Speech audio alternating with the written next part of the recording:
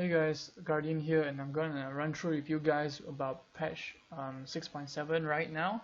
So let's just jump into the first champion of the rundown.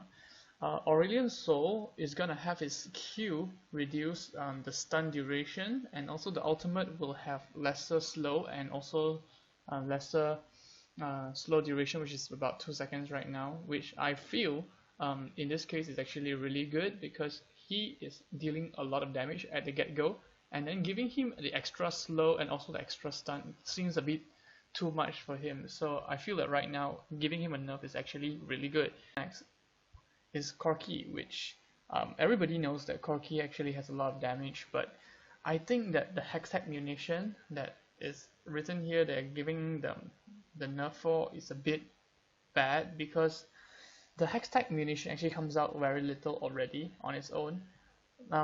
They shouldn't remove the damage out. What they should do is they should let the munitions drop more often and keep the damage as it is, or maybe just have this nerf and just pump out more munitions per minute.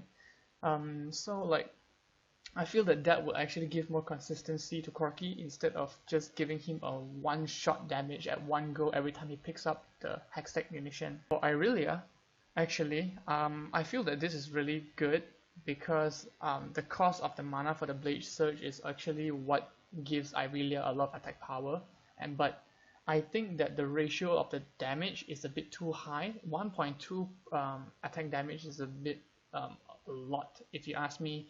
Giving her, sorry, a lot of damage potential. Plus with the mana cost being reduced, it becomes even more spammable. And coming down to Jhin, Dancing Grenade is actually giving out lesser damage but costs more mana, which is actually good. However, you are taking away Jin's laning potential because of the Dancing Grenade being used for farming, because the farming potential becomes lesser there. However, it is also good because you actually rely less on Dancing Grenades to do a lot of the damage out. Instead, you actually want to up the captive audience now to actually make sure that you make full use of the snaring and also the trapping, because I feel that Jhin really needs to use a lot of his E ability more than the Q to do the damage, and this is what they're trying to say here actually.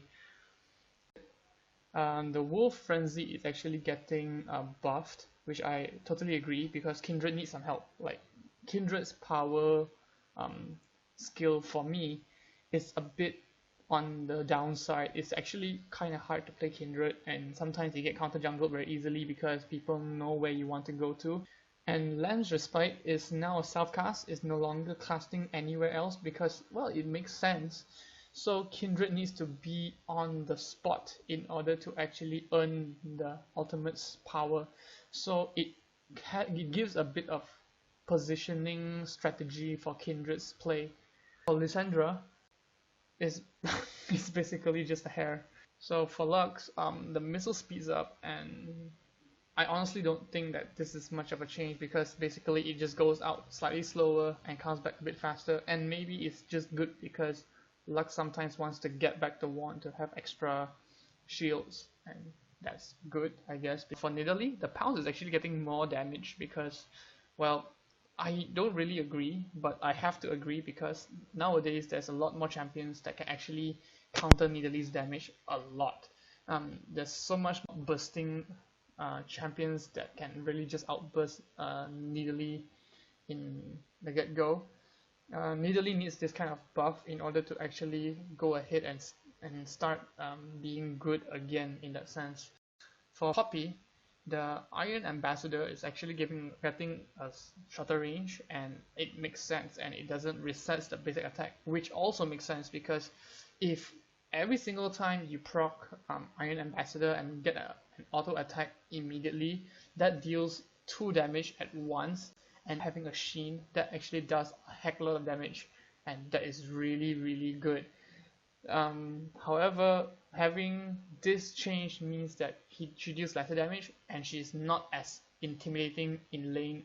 The Hammer Shock now deals lesser base damage but higher base HP damage, which is also good, but against tanks, which means now she is even more scarier on the top lane where the tanks typically are, or maybe as a support to disrupt the enemy's tank. And then the heroic charge is actually getting a lower range. Overall, I think this is a very balanced kind of nerf. I feel that Rammus is already very low picked, and people don't like to play Rammus nowadays because he is regarded as slow, and he is not a champion that is kind of viable with some of the metas around right now because everybody seems to be jumping around. He needs to roll around and he needs to charge his roll. For Soraka, now there is an increased mana consumption for using Star Call, and the Astral Infusion is going to have extra mana cost as well, which is good because Soraka is actually a healing beast, and you don't like to see her in lane with the ADC because they can do a lot of damage to you. So by having this mana curve means that they can't really max the entire skill at the get-go and then immediately just give so much damage for so little cost, because every skill needs a price and this is the price. Generally, I like this nerf because Udyr needs a nerf. This is actually really good already because he has already got lifesteal and he has a shield, and now having the base health regen decrease is actually really good because now you don't get to see him running around steamrolling everybody without getting damage anymore, which is good. The Phoenix Stance is gonna get lesser damage and lesser damage proc. I love it because this is always the problem with Udyrs and people who play Udyr. They just go around just on Phoenix Stance and they just kind of crush everything while playing AP and stuff.